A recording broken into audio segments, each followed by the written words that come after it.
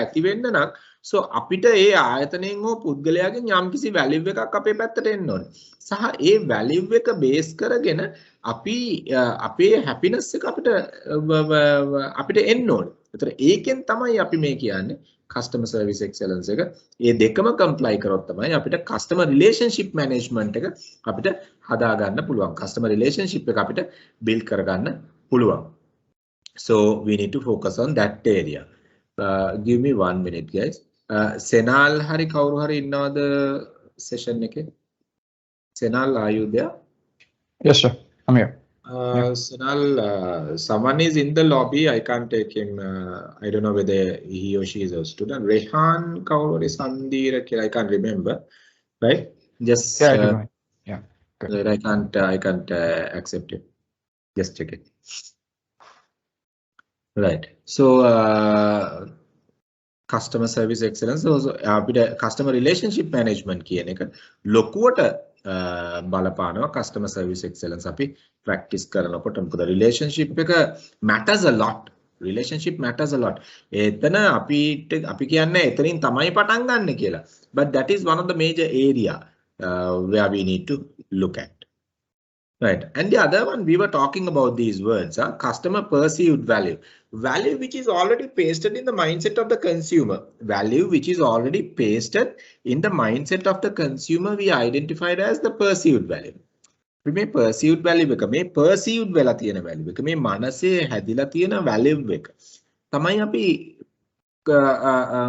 perceived value එක කියලා කියන්නේ. එතකොට now let's say as an example, if you have some kind of a value on a particular product or service in the mindset, in your mindset, if you don't get it, or if you have to pay more than the value which is already pasted or perceived in the mindset, you will not be happy. මං කිව්වොත් උදාහරණයක් විදියට හරි මම කියනවා මේ බෝතලේට ඕගොල්ලෝ රුපියල් 10000ක් පේ කරලා මේ බෝතලේ ගන්නෙ නැහැ. right? එතකොට ඕගොල්ලෝ කියයි මට නම් මේක වටින රුපියල් 200ක් වගේ. මට නම් මේක වටින රුපියල් 350ක් වගේ. right? ඔබ කියලා එක එක්කෙනාගේ මයින්ඩ් එක තියෙනවා. මයින්ඩ් එකේ තියෙනවා. දැන් එහෙම මයින්ඩ් එකේ තියෙනවායි කියලා කාටවත් කියන්න බෑ. මට නම් මේක රුපියල් 10යි වටින්නේ කියලා. එහෙම නෙමෙයි. Okay, generally by looking at your real sense, right? හරිම sense පාවිච්චි කරලා ගත්තාම මිනිස්සුන්ට යම්කිසි භාණ්ඩයකට එයාගේ දැනුම මත. So by looking at their internal stimuli, they can allocate a particular value on it. So what happens if someone has to pay the value which is far beyond the value which is already pasted in the mind, then there's a question mark. Or else someone have to pay a value which is far lower than the value which is already pasted in the mind. Make a වැඩි වුණත් එකයි අඩු වුණත් එකයි. දැන් උදාහරණයක් විදියට right අපි මේ සුපර් මාකට් එකට ගිහිල්ලා Ferrero Rocher 24 ball chocolate box එකක් අරගෙනනකොට ඒක කියනවා රුපියල් 900ට දෙනවයි කියලා. ප්‍රශ්නාර්ථයක් කියනවා රුපියල් 3500ක් විතර වෙන මේ box එක කොහමද රුපියල් 900ට දෙන්නේ? ඕගොල්ලන්ට ප්‍රශ්නාර්ථයක් කියනවා එක්ක මේකේ එක්ස්පයර් එක ළඟයි එහෙම නැත්නම් මේක එක්ස්පයර් වෙලා right ඔය මයින්ඩ් එක එනවා. ඒතර මොකද ඇයි ඒක එන්නේ? මොකද ඕගොල්ලොන්ගේ මයින්ඩ් එකේ already paste වෙච්ච value එකක් තියෙනවා. මේක තමයි value. එහෙනම් ඒකට ගොඩක් අඩු වුණොත් ඒත් ප්‍රශ්නයක් එනවා. එහෙනම් ඇයි මේක දෙන්නේ? Why they are giving it in a completely weird price. So like that. So that confusion is also there. So like that we need to look at the perceived value to make sure the customer service excellence. So this is also influencing the customer service excellence. The customer satisfaction එකට බලපාන සාධකයක් හින්දා. ඒතර දැන් මං අපි හිතමු car එකක් ගන්න යනවා. ඔයගොල්ලෝ කාර් එකක් ගන්න යනකොට BMW C520 එකක් ගන්න යනවායි කියලා කියමුකෝ. හරිද? ඒතර ගන්න යනකොට ඒගොල්ලෝ මේ කාර් එක දෙනවා Toyota right premium price එකට. වෙන්න බෑනේ කවදාවත්. So ප්‍රශ්නාර්ථයක් එනවා අඩුම ගානේ එන්ජින් එකවත් තියෙනවද දන්නේ නැහැ මේක BMW එකක් Toyota එකේ price එකට දෙන්න. එහෙම වෙන්නේ නැහැ. දැන් තව එහෙම නැත්තම් ඕගොල්ලෝ යනවා කාර් එකක් බලනවා. ඒක Maruti එකක් තමයි බලන්නේ. Maruti එකට price එක කියනවා BMW එකේ price එක. ඒත් ප්‍රශ්නාර්ථයක්. Why? Because the value already pasted in the mind. දැන් සමහර වෙලාවට ඕගොල්ලෝ ඩ්‍රෙස් එකක් ගන්න යනකොට ඕගොල්ලෝ මේ ගිහිල්ලා ෂොප් එකේ බලනවා ඩ්‍රෙස් එකක්. බලලා ඉවරලා කියන්න පුළුවන් මේ අපි දුම ඩ්‍රෙස් එක රුපියල් 5000යි කියලා ඉවරලා. ඉතින් කියනවා නෑ මේක මෙච්චර වැලියු වෙන්නේ. මේ අර කපටි කමට අර මේ මුදලාලිව රවට්ටන්න වැලියු කරන එක නෙමෙයි මම මේ කියන්නේ. right? ඔය තමන්ගේම මයින්ඩ් එකේ no this can't be this much. right? My value is 3000. අරනේ යන්නේ ඒ වගේ genuinely. නැත්නම් සමහරලාට අපේ කට්ටිය ගිහෙල්ලා රුපියල් 5000ක් දාලා බිල තියෙන එකට අයියෝ මුදලාලි මේක මෙච්චර වෙන්නේ නැහැ නේ මේක රුපියල් 3000ක් වගේ වෙන්නේ මම උනා 3000 දෙන අර ඒ වගේ bargain කියලා. I'm not talking about that bargaining thing here. එතන කියන්නේ customer ගේ paste වෙච්ච real value. ඒතර ඔයාගේ value එක අපි හිතමු ඒ dress එකට රුපියල් 3000යි නම් එතකොට customer supply කියනවා right madam ගන්න sir ගන්න 3250කට.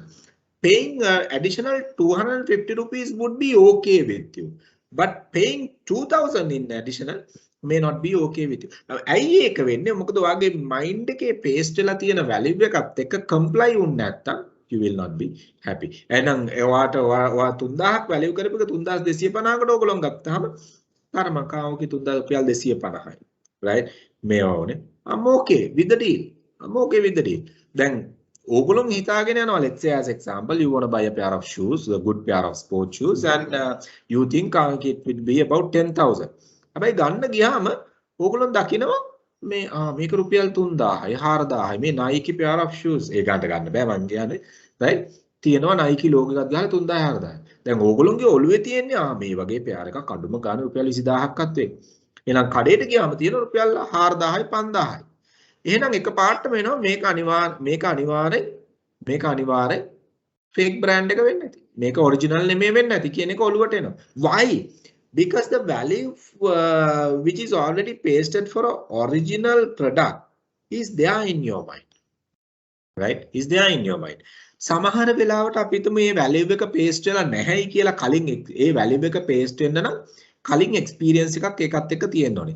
Now let's say as an example this is the very first time you are buying a branded perfume. අලුතෙන්ම කියන්නේ මේ perfume දානවා.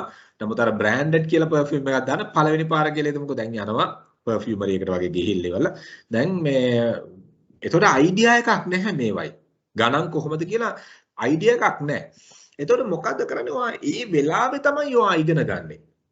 මොකක්ද කියන එක අපි හිතමු හොඳ branded perfume එකක් ගන්නකොට එතන ඒක බලනවා මේක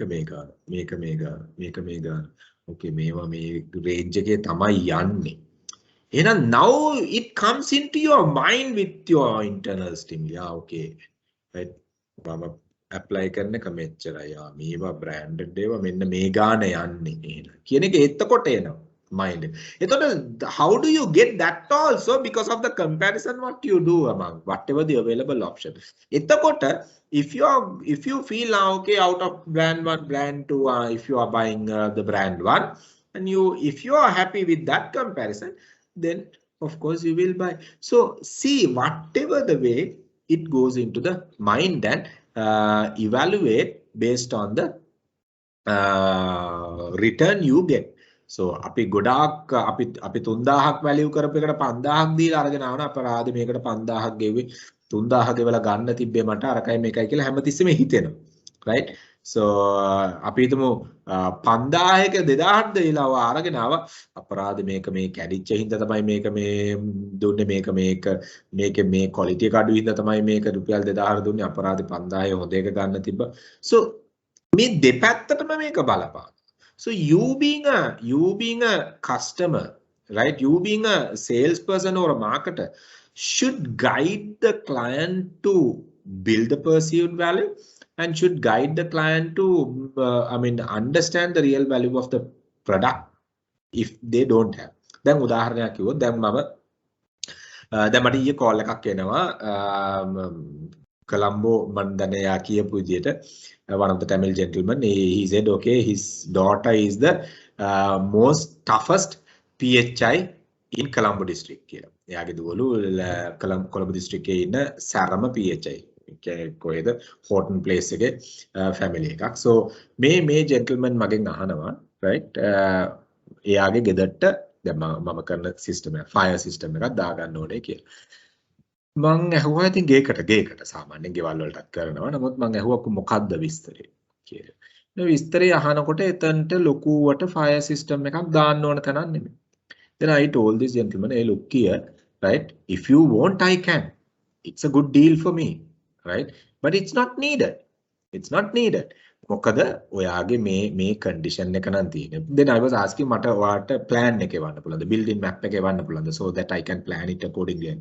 He said මේ වගේ තමයි තියෙන්නේ. මෙච්චර කාමර ප්‍රමාණයක් තියෙනවා. Then I was asking කාමර වලට access කොහොමද තියෙන්නේ? ඔය වගේ ප්‍රශ්න ගොඩක් කීපයක් ඇහුවා. අහලා ඉවරනට පස්සේ මම කිව්වා නෑ ඔයාට ඒක වැඩක් නෑ. ඔයාගේ සිස්ටම් එකේට ඕක දාලා තේරුමක් නෑ නිකන්. මම කිව්වා ඊට පස්සේ නෑ ඔයාට fire complete system එකක් දාන්න ඕනේ. ඕනනම් පොඩ්ඩක් මේ fire extinguishers ටිකක් ගෙනල්ලා මේව කරගන්න. එතකොට පුද්ගලයා කියන මෙතන කියනවා මට ජෙනරේටර් එකක් තියෙනවා. මේ ගෙදර ගෙවල් දෙකක් කනෙක්ට් වෙලා තියෙන 3 phase තියෙනවා. මම ඒතර කිව්වා right okay එහෙනම් මේ වගේ පොඩි solution එකකට යන්න ඔයාලට ලොකු system එකක් අවශ්‍ය නැහැ කියලා. දැන් ඒ මිනිස්සයාට idea එකක් තිබ්බේ නැහැ. එයාට ඕනුනේ මොකද්ද? එයාට ඕනුනේ මේ ගිනි ගත්තොත් නිවා ගන්න ක්‍රමයක් විතරයි. ගිනි ගත්තොත් නිවා ගන්න ක්‍රමයක් විතරයි.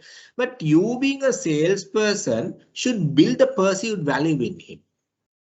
right එතකොට මේ මිනිස්සයා මට ෆෝන් එක තියන්න කලින් මගෙන් ඊට පස්සේ සම්පූර්ණ නම ඇහුවා right සම්පූර්ණ නම අහලා කිව්වා මට මේ කතා කරයින් මට හොඳ අයිඩියා එකක් දැන් ආවා කියලා මේක right මම අනිවාර්යෙන් ගන්නවා මේ මට කොහොමද මාසෙකින් එකමාරකින් මේ වැඩේ කරගන්න ඕනේ මම ආයි පාරක් කතා කරන්න කියලා do you think that person will leave and go for another person because you educate when you educate a person where ඕගොල්ලෝ customer educate කරලා නම් විකුණන්නේ customer ඕගොල්ලන්ට ණයයි.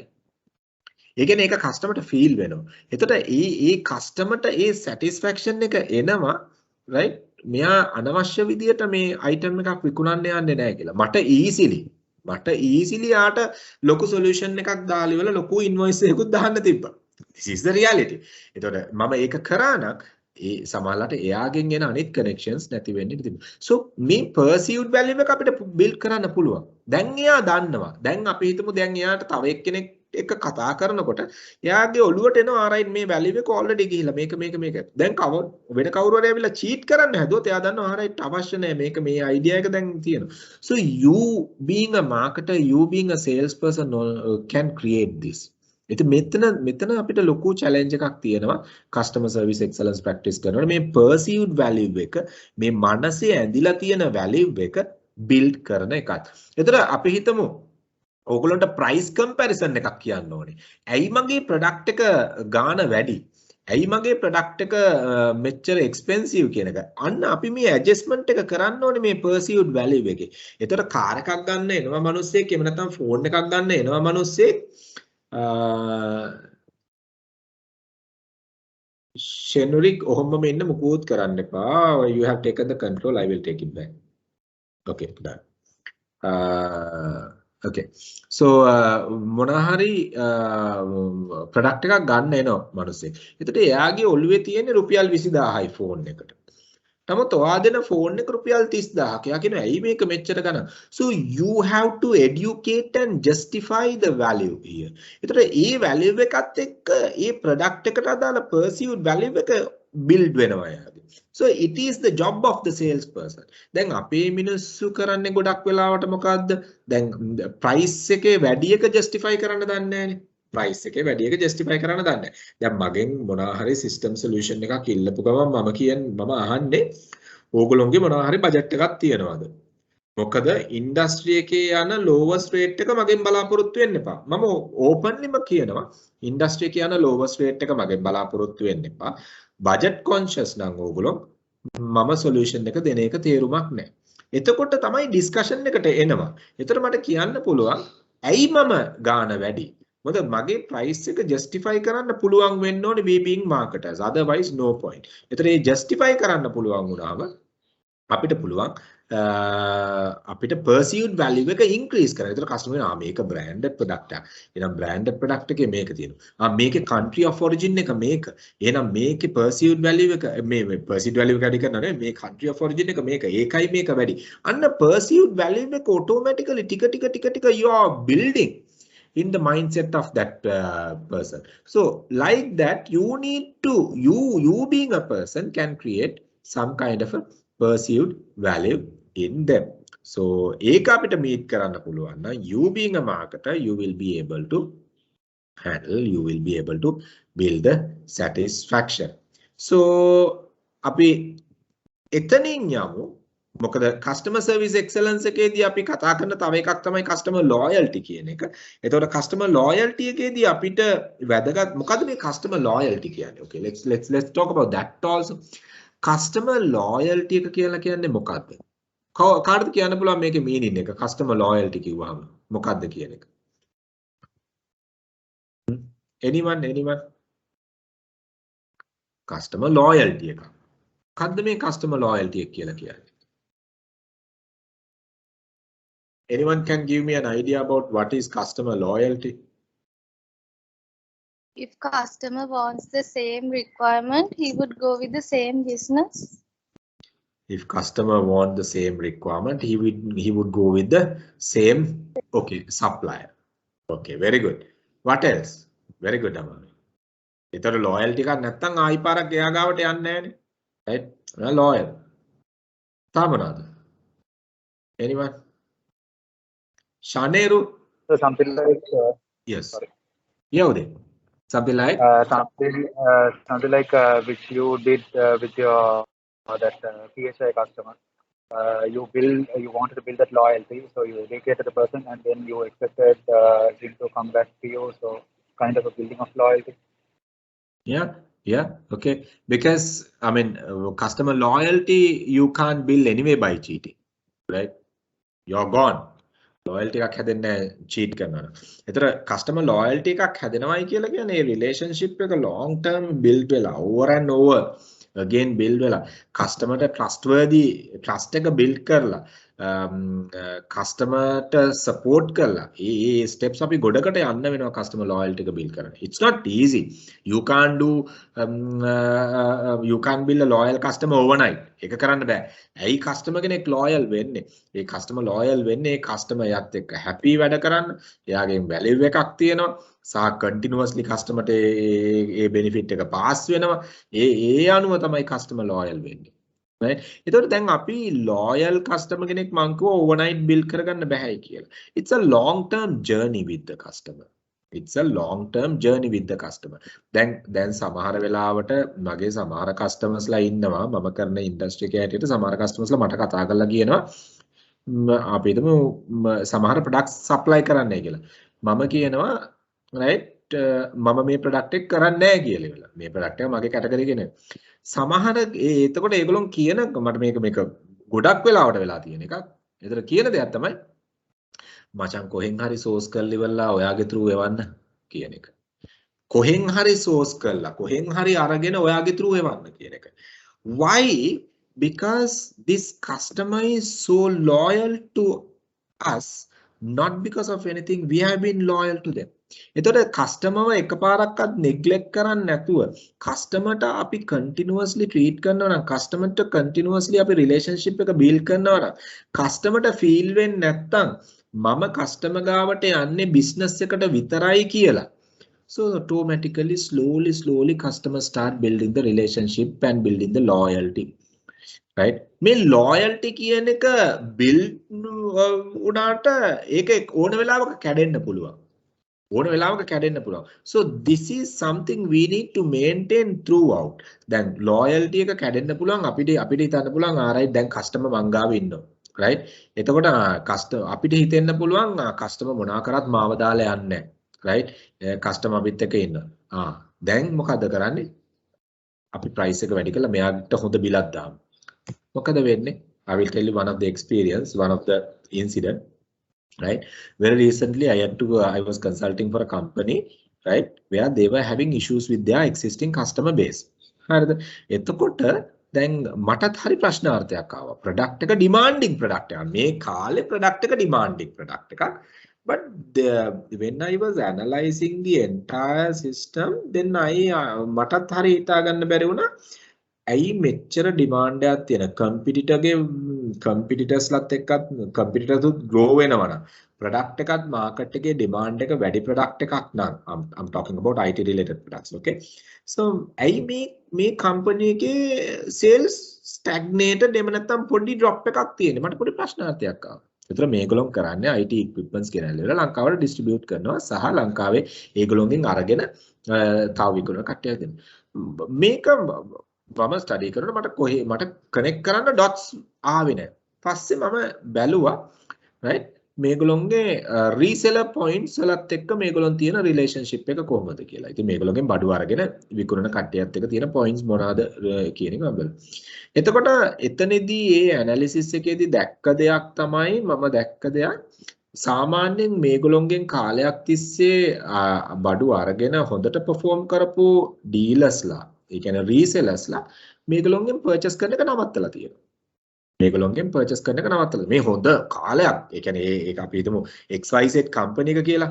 ඒතකොට XYZ කම්පැනි එක මේගොල්ලෝගෙන් දිගටම හොඳ වොලියුම්ස්. අපි rate of sale එක ගත්තොත් මිලියන ගාණක් මාසෙකට sales දෙන එක පාටම drop කරලා තියෙනවා. අතට ඔය වගේ ඕක අහුවෙච්ච හින්දා right when we consult we audit everything. ඒතර ඕක අහුවෙච්ච හින්දා අපි තව clientsලා කීප දෙනෙක්ම analyze කරා. ඔය වගේ මම කිව්වා මට දෙන්න ඕගොල්ලෝගේ ඉන්න top 10 clients දෙන්න කියලා. අපි එතකොට අපිට clientsලා 20ක් විතර අපි මේවා කරලා filter කරලා අරගෙන client ගේ history එක බැලුවා. ඒතර client ගේ average rate of sale monthly rate of sale එක අරගත්තට පස්සේ rate of sale එක grow වෙගෙන ඒ usual fluctuation එකක් එක්ක තියලා නමුත් මේ period එකේ drop වෙච්ච ඊට පස්සේ තමයි අපි study කරන්න පටන් ගත්තේ මෙතන තමයි patch එක තියෙන්නේ කියන එක. එහෙනම් then we decided to find the reason. දැන් patch එක අපි identify කරා. It was so difficult to identify. මොකද demanding product එකක මේ දවස්වල sales නැති වෙන්න හේතුවක් නැහැ කිසිම කම්පැනි එකක. ඒතර එතනදී patch එක identify කරගත්ත මොකද්ද කියන එක. Then what happened? We decided to talk to individually with the sales people. ඒතර individually sales people when we are talking to the sales people then we identified okay this company has made a typical mistake, the stupid mistake I might say. එතකොට දැන් අපි සාමාන්‍යයෙන් අපිට supplier කෙනෙක් supply කරනකොට industry එකේ ඉන්නකොට ඕගොල්ලන්ට තේරෙයි අපි දන්නවා අපේ සප්ලයර් කාලයක් මේ වැඩ කරගෙන යනකොට අපි දන්නවා සප්ලයර්ගේ ඉස්සරහට එන්න තියෙන shipments මොනවද සප්ලයර්ගේ ස්ටෝර්ස් එකේ කොච්චරක් විතර exactly දශමෙට නෙමෙයි කොච්චරක් විතර බඩු තියෙනවද සප්ලයර් මේ කොයි විදියටද මේ ඉස්සරහට ප්‍රොමෝෂන්ස් රන් කරන්න plan කරන්නේ so ඔය දේවල් අයිඩියා එක තියෙනවා එතකොට what has happened now we all know right I mean recent increase in the price ඒ කියන්නේ dollar fluctuation මම කියන්නේ මේ මාස දෙකකට විතර කලින් incident දෙක තුනකට විතර කලින් incident so dollar එක ලොකුවට fluctuate වෙන්න කලින් බඩු එන ප්‍රමාණය අඩු වුණා මොකද government regulations were imposed to open the LC with 100% මේ දැන් 100% කතාව නෙමෙයි මම කියන්නේ කලින් 100% LC open කරන්න ඕනේ දැන් categories ගන්න වැඩි කරපෙකනේ කරේ